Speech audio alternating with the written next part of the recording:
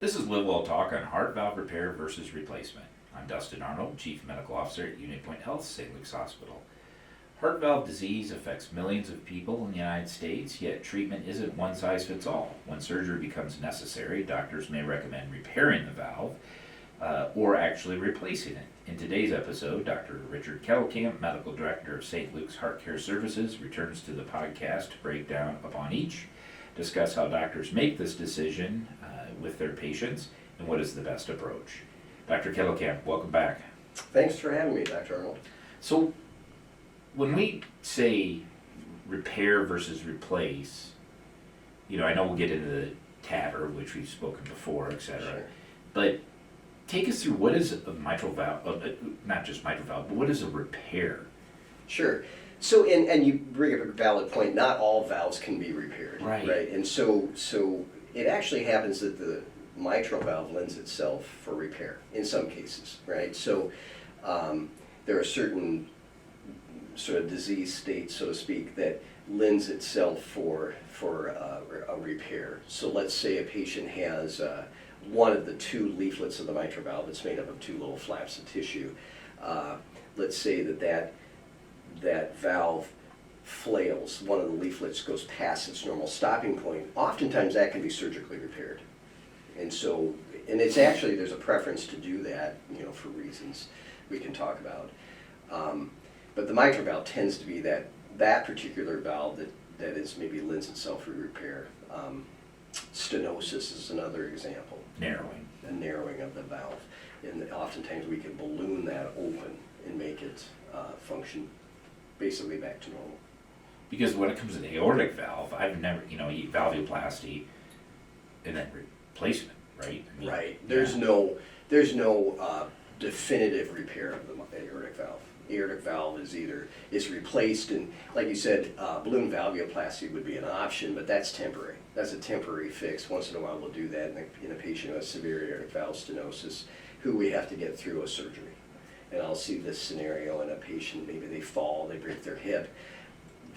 We find that they have severe aortic valve stenosis, and sort of palliate them, get through the hip surgery, we'll do balloon valvuloplasty, and then deal with the valve after recovery.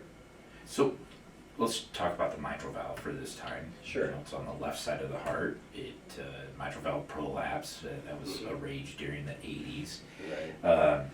Tell me, how do you determine whether or not, we're going to repair this, we're going to replace this? Sure.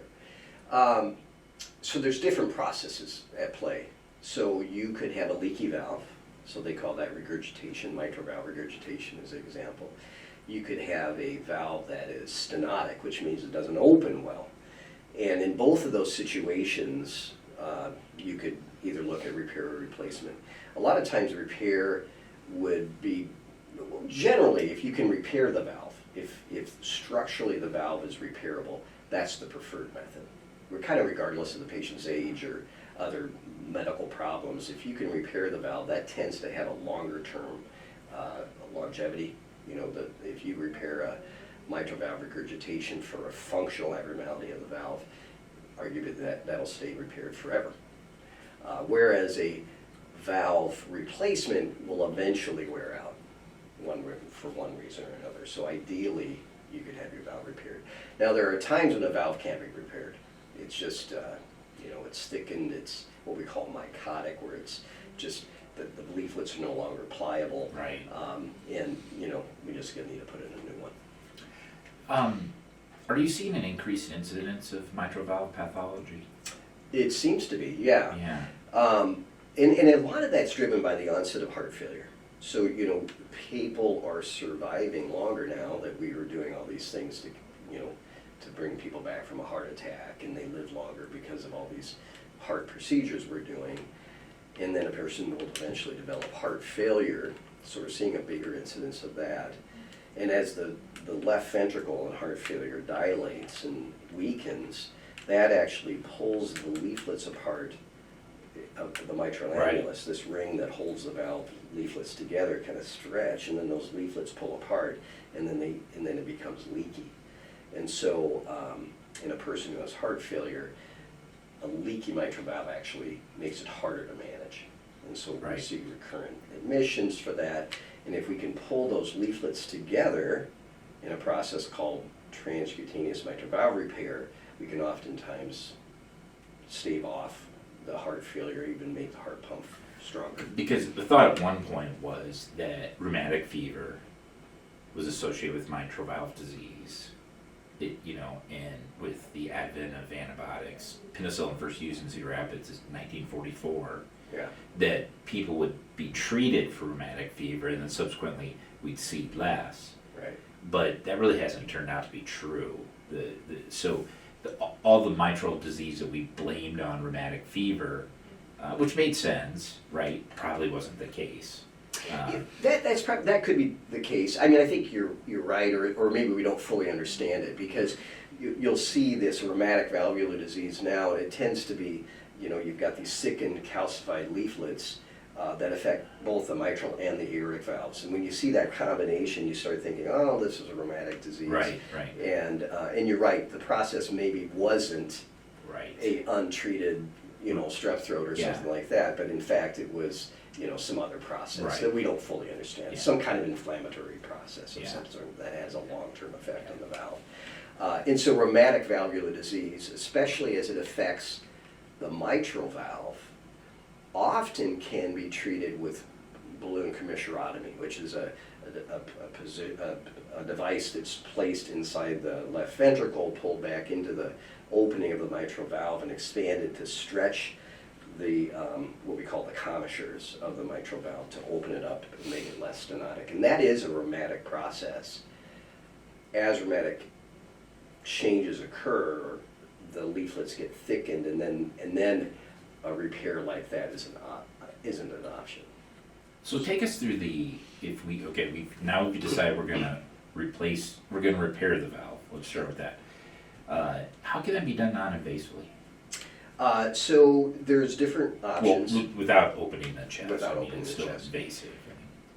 Sure. So there are options to do it with a catheter approach. There are options to do it surgically. And so typically if you have you have mitral valve regurgitation, leaky valve, and it's because of a functional abnormality of the valve. Let's just say a prolapsing leaflet, right? The leaflet isn't stopping this normal spot. If you're a surgical candidate, your best long-term outcome is to fix that with surgery. And that could be open, it could be less invasive, but it would still require opening. There are sort of minimally invasive approaches where they'll make a little incision in the sidewall of the chest and to access or get to the mitral valve. So they can do it in a minimally invasive way, but it's still open, it's still cardiothoracic surgery. So your best bet, if you're a surgical candidate for mitral valve repair with regurgitation, is a surgical repair. And that can be done in different ways. There are cases where a non-functioning or poorly functioning mitral valve could be fixed with a catheter-based approach, something called, again, transcutaneous mitral valve repair, which would be a clip procedure or something like that pulls those leaflets together with a little staple of sorts, and that can make the valve less leaky. Those patients tend to be high risk for surgery. Maybe not non-operative, but high risk, and so it's better to try to fix it percutaneously. And the functional capacity afterwards, it's a mitral valve clip. Yeah, so what you're doing a little bit is you're trading mitral valve regurgitation for a little bit of mitral valve stenosis, right? So you're pulling the leaflets together to make them less leaky, but you're also making the valve by that process not open quite as much. And typically that's imperceptible, but there is a stopping point.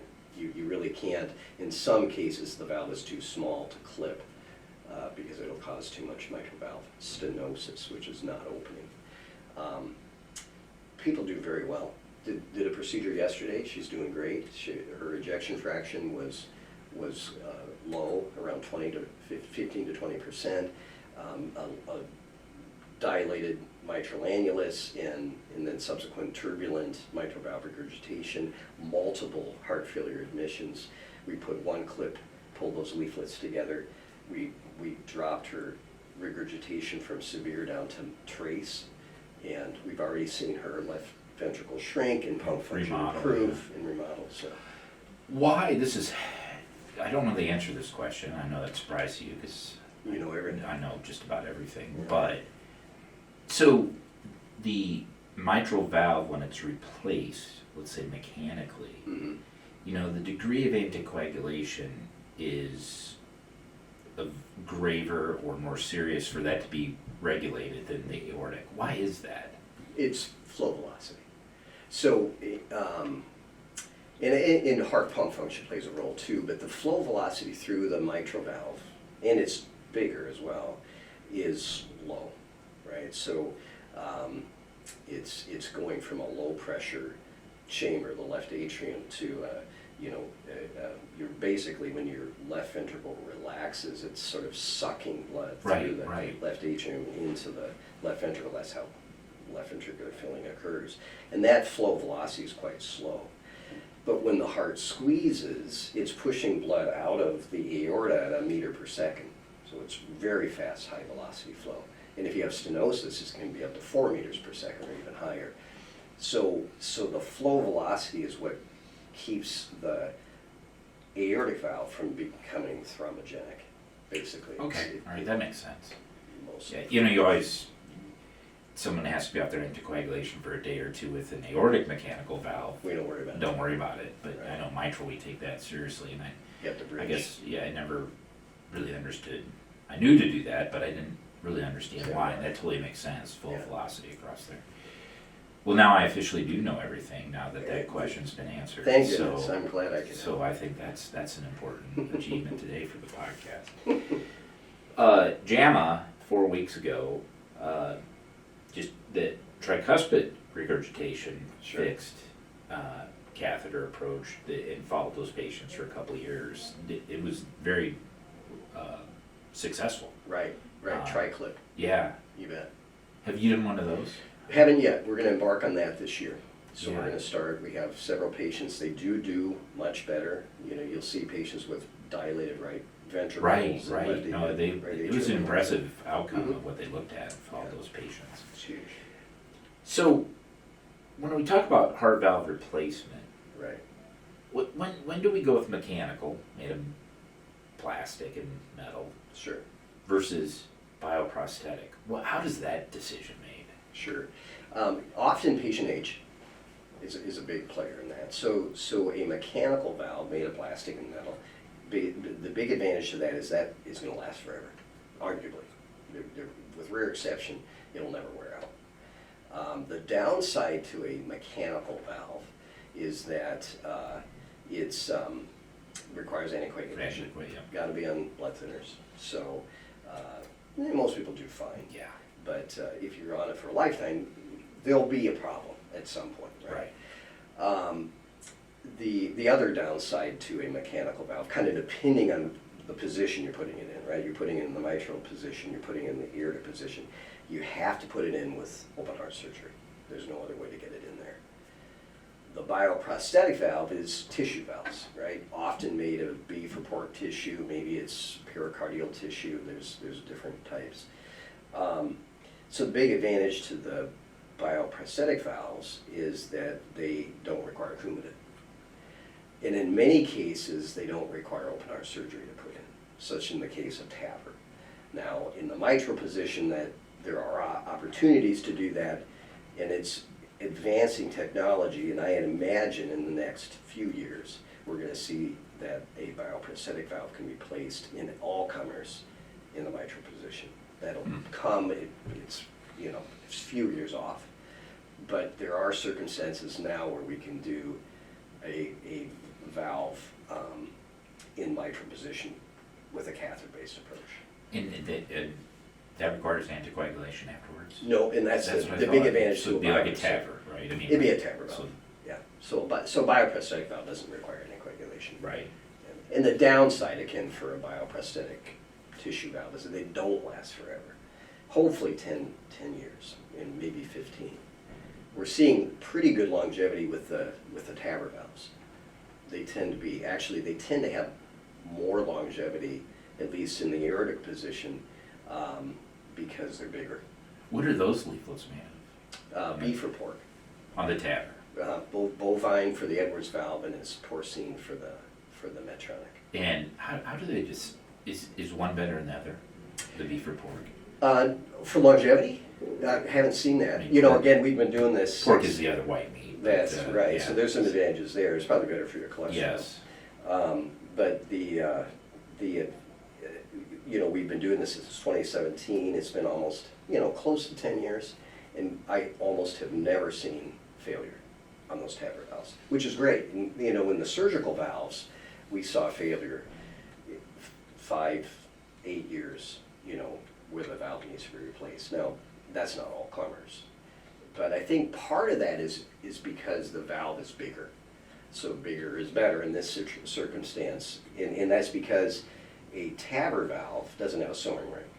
And so it's at least a couple of millimeters larger than the same size catheter-based valve, because it doesn't require a sewing ring. And so in that case, your flow velocities are lower, it causes less trauma on the leaflets, and they last longer. Yeah. So it seems to be. I know you watch the sewing ring to make sure it doesn't leak around it, et cetera, over time. Right. Correct. Right. Exactly. Yeah. It's been on other podcasts, and it's been throughout the hospital, the new hybrid OR. Mm-hmm. Take me through how that will contribute to the benefit of our structural heart program. Sure. The advantage to a hybrid OR is a lot of it's space, but it's also imaging equipment. We need to do fluoroscopy to be able to see what we're doing. We also have to have ability to do a lot of times esophageal echo, where we're taking pictures of the heart from the backside with a echo probe that is in the esophagus, so we can see the heart in really good detail. So the advanced imaging is a big part of this. It's also a full OR, so we'll probably start seeing a little bit more surgical and catheter-based hybrid type procedures. We recently did a percutaneous valve replacement as an open procedure. So Dr. Whitey opened and exposed the left atrium looking down on the mitral valve, and then we placed a balloon expandable valve, a catheter-based TAVR valve, in the mitral position. And that was kind of a newer technique to be able to place the valve in a person who has really heavily calcified circumferential mitral calcification. And when you have all that calcium kind of at the annulus, this ring that I was talking about, you can't sew into it because it's so calcified. Yes. So then there was that risk that Dr. Whitey would get in there and he'd want to sew in a mitral valve, and you couldn't get it in. You couldn't secure it with sutures. And so this was a great sort of approach that allowed this woman to get a mitral valve replacement safely. He put a few guiding sutures in, but then just that expansion in the mitral annulus made it work and function safely. So previously you just couldn't do anything for those people. So yeah, I know I've had patients over the years that was an issue that they nothing get in there and they really couldn't do anything. Right. I know non-invasively you have the skill set to do a catheter valve-in-valve replacement where you, similar to the TAVR, you put in a valve inside the original valve. Correct. You can do that on the mitral valve as well, correct? Correct. And actually there's other indications. One of the challenges with putting in a catheter-based valve in the mitral position is that annulus, I keep talking about this annulus, this is this ring that is made of cartilage that holds the native mitral valve in place. It's pretty flexible, right? And so the big advantage to placing a catheter-based valve in the aortic position is that's a pretty solid structure. You can place this valve, it expands outward, and this outward radial force holds it in place. In the mitral position, it's not as stable, right? That ring is flexible and the valve will move and eventually potentially embolize.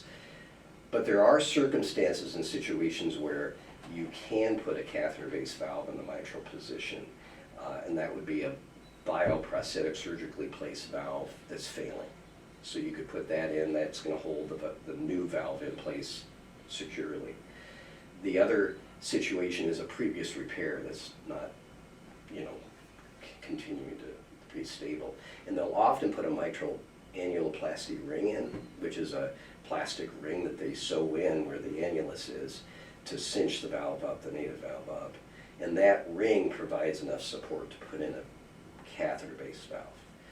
And then there's a third situation, if there's enough MAC, mitral annular calcification, so the situation that I was talking about with Whitey, where there's enough calcium in a let's say at least 300 degrees of circumferential calcium, that'll hold the valve in place.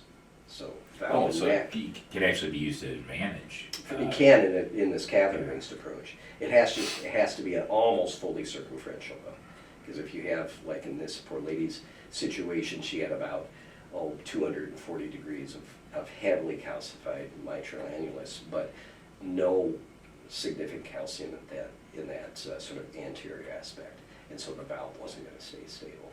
And so this hybrid approach in her case was a great option.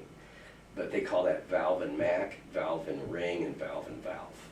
That's, I think I never really thought about, how the mitral valve kind of just sits out there freely, on the anterior aspect of the heart, where the aortic valve is really packed into a bunch of other structures that provide some support. Right. I never really thought about that before until you described that. Yeah. The mitral valve is kind of just out there by itself, isn't it? It's got a no man's land, and it's kind of the new. It's sort of the new. That's where I think a lot of focus is going to happen here in the next, like I was saying, in the next few years about how can we enhance our minimally invasive opportunities for mitral valve procedures. The clip is being one of the most commonly used mitral valve, catheter-based mitral valve procedures. And we've been doing that roughly 5 years, maybe. Right. Somewhere there. 5 or 6 years. Yeah.